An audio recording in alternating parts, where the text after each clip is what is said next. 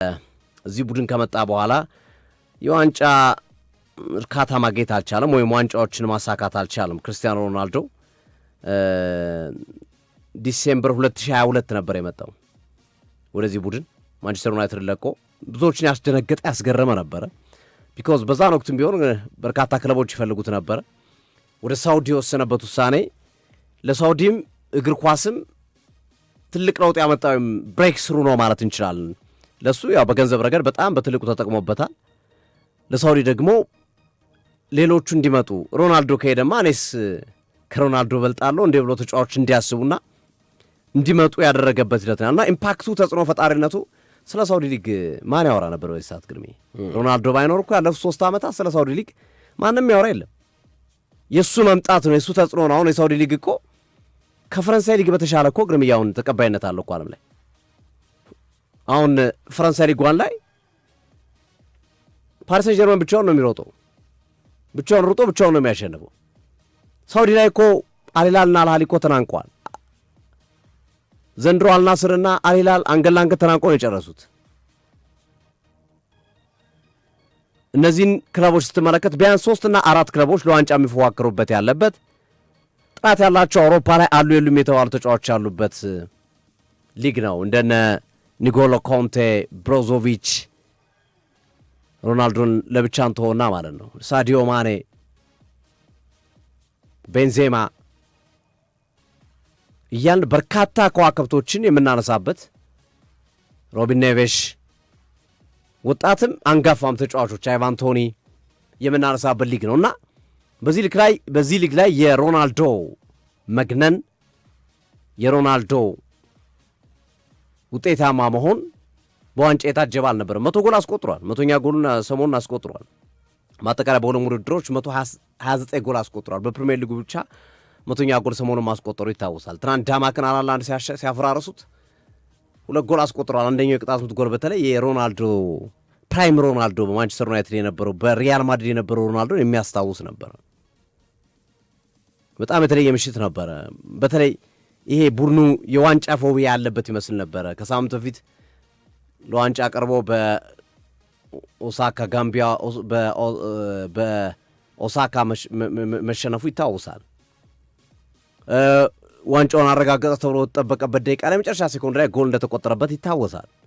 አምና የነበረውን ፉክክርና ሮናልዶ ስንት ጊዜ እያዘነ የወጣባቸውን ምሽቶችና ጨዋታዎች ተመልክተናል እና የተለየ ነበረ። ሮናልዶ በሳውዲ ሊግ ተጫወተ ተብሎ ታሪኩ ሊዘጋ በተቃረበበት ሳን ዋንጫ የተገኘው በቃ የሮናልዶ ታሪክ በሳውዲ ተጫወተ ብቻ ተብሎ የሚዘጋ ታሪክ ነበር የሚሆነው። ግርሜ ግን የሮናልዶ ታሪክ አሁን በሳውዲ ተጫውቷልም ተጽዕኖ ፈጥሯልም ዋንጫም ወስዷልም ትልቁን የፕሪሚየር ሊግ ዋንጫ ሳክቷል ተብሎ በታሪኩ እንዲጻፍለት ያደረገ ታሪክ ስለሆነ ነው በተለየ መንገድ ደስታውን ሲገልጽ የነበረው። የቅጣት ምቷን ጎሉን ካስቆጠረ በኋላ ቤተሰቦቹን እየጠቆመ ለእናንተ ነው ይሄ ጎል ሲል ነበረ ባለቤቱና ልጆቹን ክርስቲያኖ ሮናልዶ እና የተለየ ቀን ማሳለፍ የቻለበትን አጋጣሚ መፍጠር ችሏል። ያው 970 በላይ ጎሎችን በማስቆጠር አሁን የ1000ኛ ጎሉን ለመድረስ ከ30 በታች ጎሎች ነው የቀሩት። ከ30 በታች ጎሎች ቀርቶታል ክርስቲያኖ ሮናልዶ እንግሊዝን ተቆጣጥሯል ከማንቸስተር ዩናይትድ ጋር። ሮናልዶ ስፔንን ተቆጣጥሯል ከሪያል ማድሪድ ጋር። ሮናልዶ ጣሊያንን ተቆጣጥሯል ከጁቬንቱስ ጋር። ሮናልዶ ሳውዲን ተቆጣጠረ።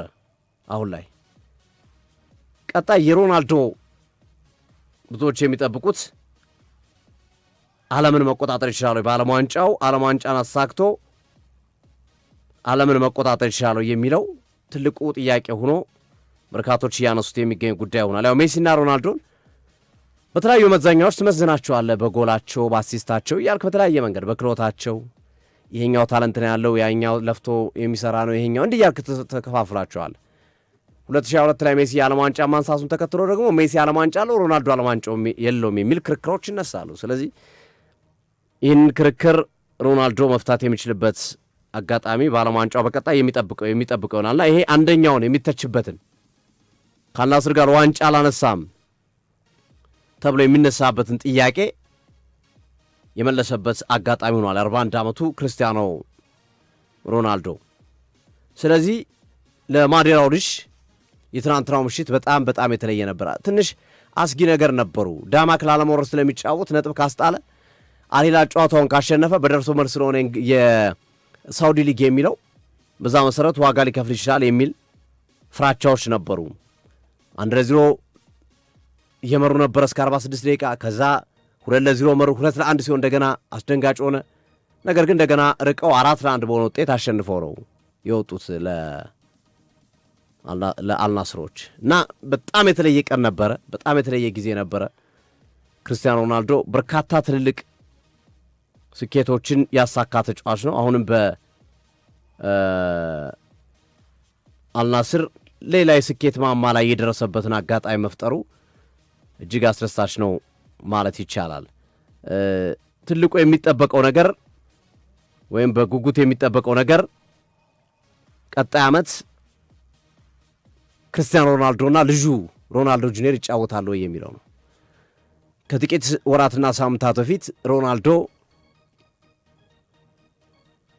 የሮናልዶ ልጅ የሆነው ሮናልዶ ጁኒየር በቀጣይ ዓመት ወደ ዋና ቡድን እድገት አድርገህ በዋና ቡድን ትጫወታለህ የሚል መልእክት ወይም የሚል ጥሪ ቀርቦለታል። ስለዚህ ሮናልዶና ሮናልዶ ጁኒየርን የማጫወት ከፍተኛ ፍላጎት አለ። በተደጋጋሚ ይናገራል ክርስቲያኖ ሮናልዶ ከልጄ ጋር አንድ ቀን አንድ ቡድን ውስጥ ብንጫወት ደስ ይለኛል የሚል ሀሳብ በተደጋጋሚ ሲሰጥ እንመለከተዋለን። ሮናልዶ እንግዲህ 973ኛ ጎሉን ትናንት መረብ ላይ ማሳረፍ ችሏል። 27 ጎሎች ብቻ ይቀሩታል 1000 ለመሙላት። ካስቆጠራቸው 973 ጎሎች 65ቱ በቀጥታ ከቅጣት ምት የተቆጠሩ ናቸው። አስደናቂ ቁጥር ነው። ልጆቹን ይዞ ትናንት በልምምድ ቦታ ላይ የታየበት መንገድም ወይም በደስታውን በሚገልጹበት ሰዓት ከልጆቹ ጋር ከባለቤቱ ጋር ከቤተሰቦቹ ጋር ደስታውን ሲያጣጥም ተመለከተናል። ክርስቲያኖ ሮናልዶ በዚህ ውድድር ዓመት በአልናስር 42 ጨዋታ ተጫውቷል። 35 ጎል አስቆጥሯል። 4 አሲስት አድርጓል። 39 ጎልና አሲስቶችን በ42 ጨዋታ አድርጓል። በጣም ከባድ ቁጥር እኮ 42 ጨዋታ 39 ጎልና አሲስት፣ 35 ጎል 4 አሲስት በ41 ዓመት። መቼም ደካማ ሊግ ነው አንለውም ሳውዲ ሊግን። እኔ አሁን ላይ ከሳውዲ ሊግ የፈረንሳይ ሊግ ይደክምብኛል። እንዲሁም ኢቭን የጀርመን ሊግ ራሱ ያው ባየር ሙኒክ ብቻ ነው የሚሮጡበት። ግን እንደው ቅድም ካነሳ ነው ከተጫዋች ምርጫ አንጻር ከአይቫን ቶኒና አሁን ከዳኒ ዌልቤክ አሁን የአይቫን ቶኒ በጣም የሚያስገርም ነው። እኔ ይመረጣል ብዬ ኤክስፔክት አላረኩም። ሳውዲ ላይ የምታስቆጥረው ጎልና ፕሪሚየር ሊግ ላይ እንግሊዝ የምታገባው ጎል አንድ አይደለም፣ አይነጻጸርምና ከዚህ አንጻር ሶፊ እንደው ከቅድም የምርጫው ጋር ስናይ አይቫን ቶኒ ተመርጧል። ሳውዲ ላይ ያለው አይቫን ቶኒ፣ ፕሪሚየር ሊግ ላይ ያለው ዌልቤክ ምንም ጥያቄ የለውም። እኔ ዳኒ ዌልቤክን እመርጣለሁ። በተለይ አሁን ያለበት ፎርም በጣም አሪፍ ነው። የብራይተን የዓመቱ ምርጥ ተጫዋች ተብሎ ተሸልሟል። በነገራችን ላይ ዳኒ ዌልቤክ ስህተት ነው እና ከእንግሊዝ ፕሪሚየር ሊግ ጋር ማወዳደር አስቸጋሪ ነው። ግን ከዚህ ከአምስቱ ሊጎች ግን እኔ ከዚህ በፊትም ክርስቲያኖ ማንስቶታል 4ኛ ደረጃ ሊቀመጥ የሚችል ሊግ ነው። በተለይ የነ አልሃሊ የነ አልሂላል እና መሰል ክለቦች መኖር በተወሰነ መንገድ 3-4 ክለቦች ይፎካከራሉ። 3-4 ክለቦች በፕሪሚየር ሊግ ውድድር ወይም በአንድ ሊግ ውድድር የሚፎካከሩት እንግሊዝ ላይ ብቻ ነው በአብዛኛው። ስፔን ላይ ማድሪድና ባርሴሎና ብቻ ናቸው። ጣሊያን ላይ አሁን ላይ ኢንተር ሚላን ነው። በፊት ጁቬንቱስ ነበረ። ከዛ ናፖሊ መሃል ላይ ገብታ እንደዚህ እያለ ነው የሚሄደው። ፈረንሳይ ፒኤስጂ ብቻውን ነው። ጀርመን ባየር ሙኒክ ብቻውን ነው። ከዛ አንጻር ትንሽ ኮምፒቴሽን ያለበት ሊግ ይመስላል ከተጫዋቾቹም ስብስብ አንጻር ብዬ አስባለሁ። እና ሮናልዶ ማስተያየቱን ሰጥቷል። በጣም የተለየ ዓመት ነው ይህ ዓመት። በጣም ተደስቻለሁ። በሳውዲ ሊግ የራሴን አሻራ ማሳረፌ አስደስቶኛል። ዋንጫውን ይዟት ነበር። ዋንጫው ግርምዬ አይታታል። ትንሽ ታስቃለች። ትንሽዬ ነገር ናት። ምንድናት እያለ ነበር። ይቺ ምንድናት እያለ ነበር። ዋንጫው መስተካከል አለበት ግርምዬ። ተለቅ ቢል ትንሽዬ እንድቻርጎ ነው እንትን ሲያረጋት የነበረው። የእንግሊዝ የሊግ ካፕ ዋንጫውን ነው የምትመስለው። ትንሽዬ ነገር ናት እና ይሄ ምንድን ነው ምናምን እያለ ነበረ ክርስቲያኖ ሮናልዶ ዋንጫውን። ይሄ ምንድን ነው ሲል ተመልክተነዋል። አሰልጣኝ ሆርሄ ጀሱስ እንደሚለቁ አረጋግጧል ከአልናስር እግር ኳስ ክለብ። ሮናልዶም ምናልባት ከልጁ ጋር ለመጫወት ካልሆነ በስተቀረ የውድድር ዓመቱ ከዚህ የዓለም ዋንጫ በኋላ ምናልባት ሊለቅ ይችላል፣ የመጨረሻ ዓመት ኮንትራቱን ቆይታ ላያደርግ ይችላል የሚሉ ሀሳቦች አሁን እየተሰጡ ነው። በተለይ አልናስር ሻምፒዮን ከሆነ በኋላ ምናልባት ከልጁ ጋር መጫወት ካልቆየ በስተቀረ ብዙም የሚያስፈልገው ነገር የለም። የሚፈልገውን ነገር አግኝተዋል፣ ገንዘብ አግኝተዋል፣ ዋንጫ አግኝተዋል ሳውዲ ላይ እና ምናልባት የሮናልዶ ጫማ ማቆሚያ ጊዜ እየደረሰ ነው የሚል ሀሳቦች ተረጋግሞ እየተሰሙ ነው። ግን የሮናልዶ ላይ የምጨምረው ካለ የተወሰነ ነገር በቅድሚያ ግን ቅድም የቶማስ ቱከል የእንግሊዝ ብሔራዊ ቡድን የዓለም ዋንጫ ምርጫ ጋር አንድ ንጽጽር ማቅረብ አለብን ብዬ አስባለሁ። ሶፊ ጄድ ስፔንስ መመረጥ አልነበረበትም እያልን ነበር። በአንጻሩ የኒውካስል ዩናይትድ ሆል ሳይመረጥ ቀርቷል። የሁለቱን ንጽጽር ማቅረብ ተገቢ ነው ብዬ አስባለሁ። ቁጥር አያዞችን በማምጣት ማለት ነው። ምን ያህል ቶማስ ቱከል ዛሬ ምን ያህል ስህተት እንደሰሩ በምርጫቸው አንዷን ምሳሌ ብቻ ለማሳየት ነው፣ ለአድማጮች እንደ ማስረጃ ለማቅረብ ነው። ጄድ ስፔንስ 29 ጨዋታ ተጫውቷል ማለት ለንጽጽር የቀረበው በ29 ጨዋታ ነው። ሆል 29 ጨዋታ፣ ሁለቱም 29 ጨዋታ እንደ ሳምፕል እንደ ናሙና ተወስዷል። ጄድ ስፔንስ 1966 ደቂቃ ሲጫወት፣ በሌላ በኩል ደግሞ ሆል 29 ጨዋታ ውስጥ 2089 ደቂቃ ነው የተጫወተው። ልብ በል ሶፊ፣ ጄድ ስፔንስ 1966 እንደገና የኒውካስሉ ሆል 2089 ደቂቃ ነው የተጫወተው። ጄድ ስፔንስ 26 ታክሎችን ሲያሸንፍ ወይም ስኬታማ ታክሎችን ሲያከናውን፣ ሆል 30 ታክሎችን ስኬታማ ታክሎችን አድርጓል። ጄድ ስፔንስ 52 ክሊራንስ ወይም ኳሶችን ሲያጸዳ አደገኛ ኳሶችን፣ ሆል 73 ክሊራንስ ነው ያስመዘገበው በ29 ጨዋታ። ኢንተርሴፕሽኖችን ማቋርጦ ኳስ መንጠቅ ጄድ ስፔንስ 17 ሆል 26። ተመልከት ልዩነታቸው። ሞርጋን ጊብስ ዋይት እና ሄንደርሰንን ብናነጻጽር ሰማይና መሬት ነው። ሞርጋን ጊብስ ዋይት ደግሞ በ18 ጎል ኢንቮልቭ ሲያደርግ ሄንደርሰን ተቀይሮ በመጨረሻዎቹ ደቂቃዎች ነበር እየገባ አገልግሎት የሚሰጠው። እንኳን አይደለም ያን ያህል ክንውን ማድረግ ይቅርና የመጫወት እድል እንኳን በብሬንፎርድ በበቂ ሁኔታ ማግኘት ያልቻለው ነው ጆርዳን ሄንደርሰን የተመረጠው። በነገራችን ላይ እንዳልኩት ጄድ ስፔንስ የ25 ዓመት ነው። ከቼልሲ ጋር በነበረው ጨዋታ መንጋጋው አጥንት ተሰንጥቆ በመጋጫ ነው የሚገባው። ልክ የቼልሲው ግብ ጠባቂ ሮበርት ሳንቼዝ አድርጎት እንደገባው አይነት ነው። የዚህኛው ደግሞ መንጋጋ አጥንቱ ላይ ነው ጉዳት ያጋጠመው። ተሰብሯል። ስብራት አለው፣ ባይዘው የአጥንቱ ስብራት አለው እና ይጫወታል ለሱ ማለት ነው። ምክንያቱም ቶተናም የህሉና ጉዳይ ነው ከኤቨርተን ጋር ለመውረድና ላለመውረድ። በአብዛኛው ሞር ዌስትሃም የመውረድ እድል እንዳለው ነው የምንመለከተው። ስለ ትናንት ሳውዲ ፕሮፌሽናል ሊግ ማንሳት ያለብን ጉዳይ በዋናነት እንግዲህ ሶፊ ዳማክ ወርዷል። ባይዘው 4-1 የተሸነፈው በአልናስር 29 ነጥብ ይዞ ከሱ በታች ያለው ወራጅ ቀጠና አልሪያድ ነበር። አልሪያድ 27 ነጥብ ነበር። አልሪያድ ትናንት አልኦክዱድን 1-0 አሸነፈው። አልሪያድ በሜዳው ነበር ጨዋታ ያደረገው። ስለዚህ 27 የነበረው ስንት ነጥብ ሆነ ማለት ነው? 30 ሆነ ማለት ነው። ዳማክ ደግሞ ተሸነፈ 29 ነጥብ ይዞ። ስለዚህ ዳማክ ወረደ ማለት ነው። ዳማክ ትናንት እድለኛ አይደል። በአልናስር 4-1 ተቀጠቀጠ።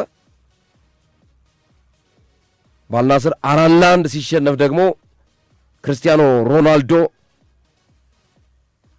ትናንትም እንግዲህ ስሙን አስመዝግበዋል። 2 ጎሎችን 3ኛውና 4ኛውን ጎል ከዛ በፊት ቀድሞ ሳዲዮ ማኔና ኪንግስሊ ኮማን ጎሎቹን ማግባት ችለዋል።